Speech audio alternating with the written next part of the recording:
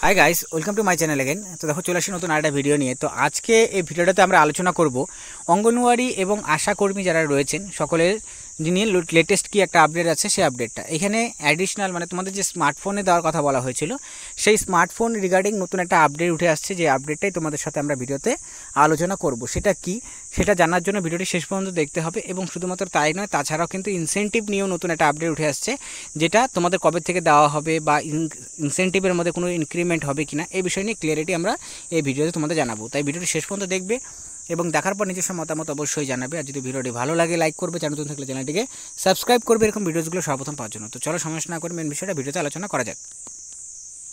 So প্রথমত যে বিষয়টা বলবো যে স্মার্টফোন নিয়ে, তো তোমরা জানো যে প্রথমত বলা হয়েছিল যে স্মার্টফোনে 8,000 টাকা করে দেওয়া হবে এবং পরবর্তী সময় যেটা আমরা সকলেই জানি যে পরবর্তী সময় সেটাকে 10,000 টাকা করে দেওয়া হয়েছে। এবং এইখানে সবচেয়ে বড় একটা ইম্পর্টেন্ট যেটা, যেখানে কন্ডিশনটা দেওয়া হয়েছিল যে এই যে স্মার্টফোনের এই স্মার্টফোন কিন্তু তোমাদের 5G এনেবল হতে হবে। তো এখানে অনেকের আবার কোশ্চেন যে 10,000 টাকার মধ্যে 5G ফোন পাওয়া যাবে কিনা।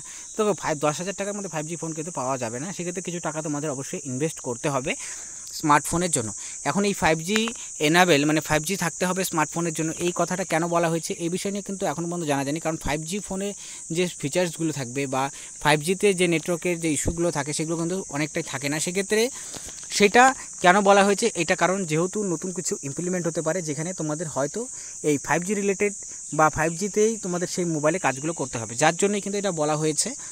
তো যাই হোক, তো সেদিকে দেখতে গেলে পরে স্মার্টফোনটা অবশ্যই দরকার, কারণ প্রতিদিনই কিন্তু কর্মীদেরকে পোষণ টাকার অ্যাপসে কাজ করতে হচ্ছে এবং প্রতিদিনই ডাটা এসে তোমাদের ইনপুট দিতে হচ্ছে। এবং তারপর শুধুমাত্র যে এটাই নয় যে পোষণ টাকার অ্যাপসের কাজ, তার সাথে সাথে তাদের কিন্তু ডায়েরিও মানে তাদের যে বিষয়গুলো রেজিস্টারগুলো রয়েছে সেই রেজিস্টারগুলোকে মেনটেনেন্স করতে হচ্ছে, তো সেগুলোরও কাজ করতে হচ্ছে। তো কাজের চাপ কিন্তু প্রায় বেড়েই চলেছে, কিন্তু অন্যদিকে যদি দেখি বেতনও বৃদ্ধি হচ্ছে না। ঠিক আছে, বেতন বৃদ্ধি হলে পরেও রিসেন্টলি যেটা 750 টাকা এবং 500 টাকা করে বৃদ্ধি হয়েছে, একটা খুবই নেগলিজেবল অ্যামাউন্ট যেটা বৃদ্ধি করানো হয়েছে। তো যাই হোক, স্মার্টফোনটা তোমাদের কবে দেওয়া হতে পারে? দেখো স্মার্টফোন যেটা তোমাদের মানে যেটা খবর পাওয়া যাচ্ছে যে তোমাদের কিন্তু সেপ্টেম্বর নাগাদ তোমাদের এই নিয়ে নোটিফিকেশন তোমরা পেয়ে যেতে পারো।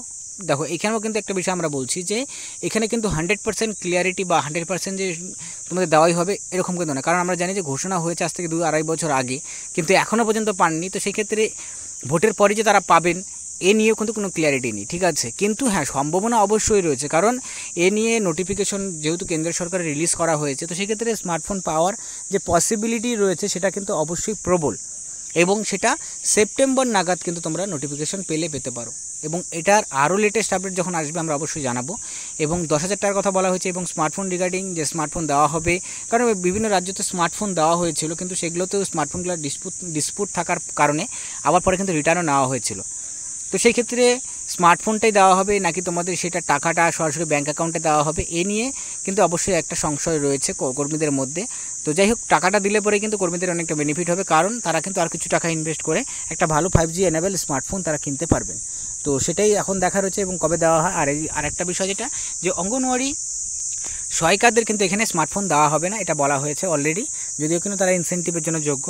তো ইনসেন্টিভ নিয়ে কথা বল, যেটাতে আপডেট আসছে যে ইনসেন্টিভ তোমাদের ভোটের পর সম্ভবত প্রত্যেক মাসে রেগুলারলি দেওয়া হবে, কারণ যেটা আমরা দেখেছিলাম যে মাঝখানে 1-1.5 বছর ডিউ হয়ে গিয়েছিল, সেখানে দেওয়া হয়নি। পরবর্তী সময় সেটাকে ধাপে ধাপে ইনসেন্টিভের টাকা দেওয়া হয়েছিল, কিন্তু ভোটের পর থেকে তোমাদের সম্ভবত প্রত্যেক মাসে মাসে ইনসেন্টিভের যে 500 টাকা বা অঙ্গনওয়াড়ি সহায়িকাতে 250 টাকা সেই টাকাটা কিন্তু তোমাদের একসাথে ঢুকবে।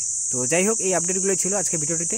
এবং এছাড়া আরও নতুন আরও কয়েকটা আপডেট রয়েছে যেগুলো আমরা নেক্সট ভিডিওতে আলোচনা করব। আর সবচেয়ে বেশি উল্লেখযোগ্য যে বিষয়টি হলো যে অঙ্গনওয়াড়ি কর্মীদের বেতন বৃদ্ধি নিয়ে। তো সেই বেতন বৃদ্ধি নিয়ে কিন্তু আমরা অবশ্যই নেক্সট টপিকে ভিডিও বানাবো, অবশ্যই সেই ভিডিও দেখার জন্য চ্যানেলটিকে সাবস্ক্রাইব করে রাখবে। সো ভিডিওটা এখানে শেষ করছি, দেখার জন্য ধন্যবাদ।